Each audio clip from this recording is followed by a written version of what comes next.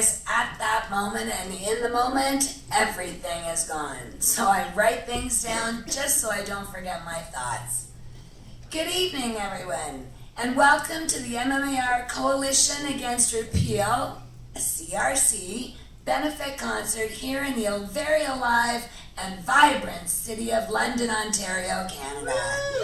All right. Thank you once again to the pretty busy and active coalition team here, and of course our very own Mary McCarty, again for taking such good care of myself and my caregiver Gary Lynch for as far as we come. So again and again in your beautiful city this weekend. My name, for those who do not know me, is Alison Myrden. Hi. I am one of Canada's first legally licensed medical cannabis patients from 1994, if you can believe it. I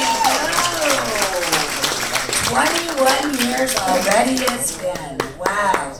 I'm also a retired corrections officer and the leading female speaker for an organization called LEAP, Law Enforcement Against Prohibition, I've been doing that for the last 11 years, for those, again, who do and do not know me. I have been a very vocal advocate for drug law reform globally since working in the jails. As I knew decades ago, by repeating these substances, telling people and keeping these substances illegal, we were giving the cartels and criminal element the power to be in control. LEAP consists of present-day and retired law enforcement officers like myself who know the war on drugs is not working and who are here to educate people as to why. Again, for those of you who are interested, please drop by our website at www.leap.cc for more information, and feel free to read my bio page for more on the global work that I've been doing and will continue to do around the world, as I said, until this issue is resolved once and for all. Thank you.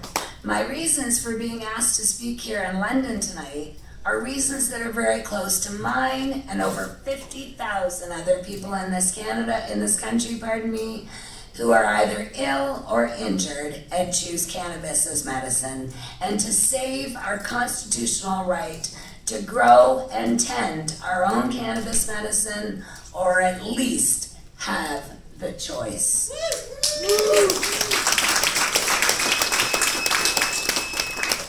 In March of 2015, many of us, well, about a dozen or so, many to me, traveled from one end of Canada and the other to be in Ottawa, Ontario, our nation's capital, to be sitting in the Supreme Court of Canada to hear the case of another gentleman, Owen Smith, who again was a cannabis baker from British Columbia, Canada, who was arrested and charged with trafficking and the intent to distribute cannabis cookies, oil, tinctures, etc., hereby known as extracts.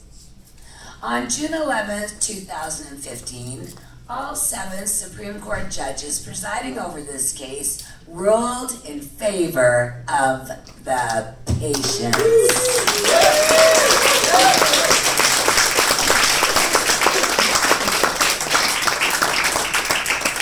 This was a landmark ruling in the Canadian courts regarding cannabis medicines and won't be our last, I promise you that much. Worldwide acknowledgement now means change. We, my friends, are in the middle of a cannabis revolution, whether the Harvard government likes it or not.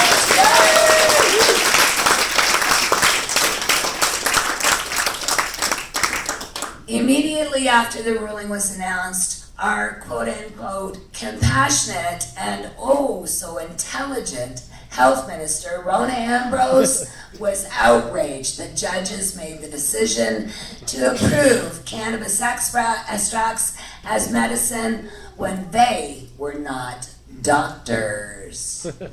Sadly, every win we have ever had here in Canada for medical marijuana issues was brought about by people like you and me, my friends, who know we have the right to quality of life.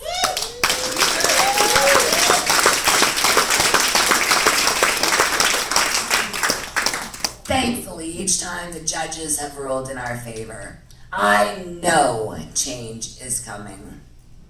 There are many courageous and dedicated warriors in the fight to legalize and regulate, of all ages I should say, in the fight to legalize and regulate substances such as cannabis, also known as marijuana, here in Canada. And it is with a heavy heart today that I mention a young cannabis angel named Cadence from here in Ontario, who suffered from Dravet syndrome and consumed cannabis oil to reduce her seizures. This brave little angel passed away this past week. Again, we all know that Cadence and so many other people here in Canada represent all of us in our desperate need to alert people to our choice of a controversial and oft-times misunderstood plant that has been used around the world as medicine for over 5,000 years.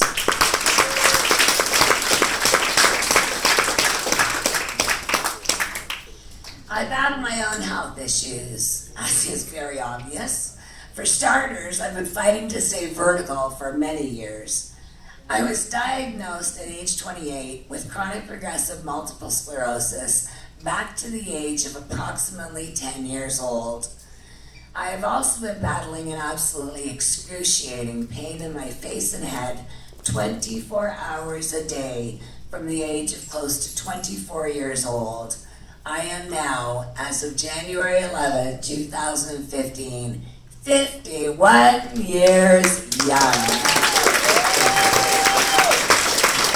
And I'm still on my feet.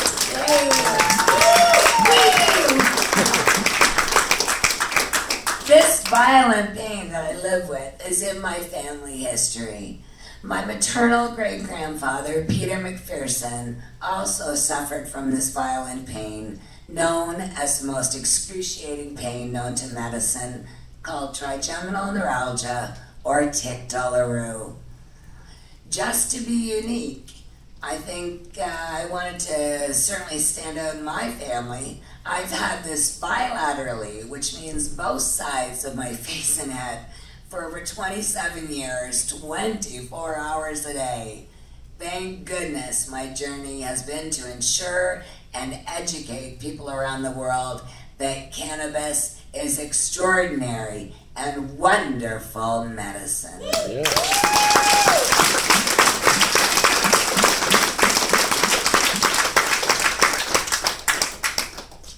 I also think I was put on this earth to enlighten people to the fact that the war on drugs is recognized by governments globally as a complete and utter failure. As you delve into the issue of cannabis as medicine, a plethora of issues come into play, starting with choice. There are a variety of applications you can choose, including smoking, vaporizing, consuming cannabis oil, cookies, all edibles, and applying tinctures and salves to whatever ails you. Because in a free country, my friends, we all have choice.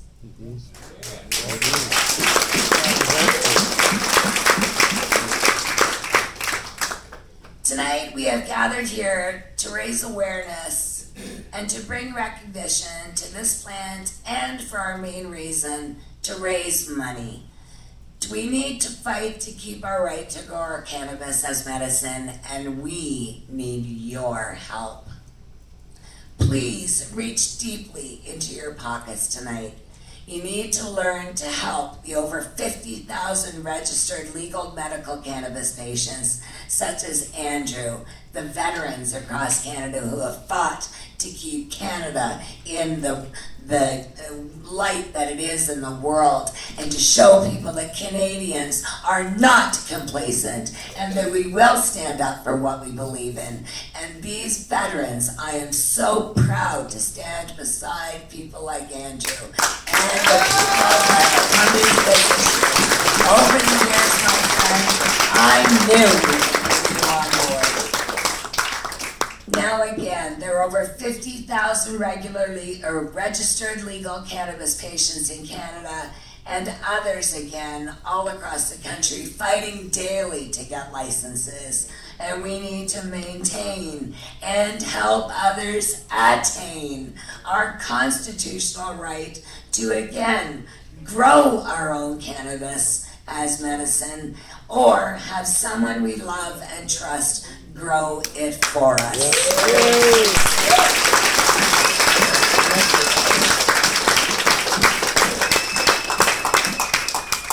Finally, we are fighting not just for ourselves, everybody. Please remember that. We battle again debilitating and oftentimes progressive and chronic illnesses and injuries. But again, for the children and those whose voices we cannot hear, we have to speak up. Thank you.